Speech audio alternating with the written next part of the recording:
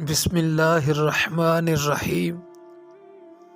حضرت ابو ہریرہ رضی اللہ تعالی عنہ سے روایت ہے کہ رسول اللہ صلی اللہ علیہ وآلہ وسلم نے ارشاد فرمایا، جو شخص اپنے گھر میں طہارت یعنی وضو اور غسل کر کے فرض ادا کرنے کے لیے مسجد کی طرف جاتا ہے تو اس کے ایک قدم پہ ایک گناہ محو یعنی معاف ہو جاتا ہے اور دوسرے پہ ایک درجہ رینک بلند ہو جاتا ہے۔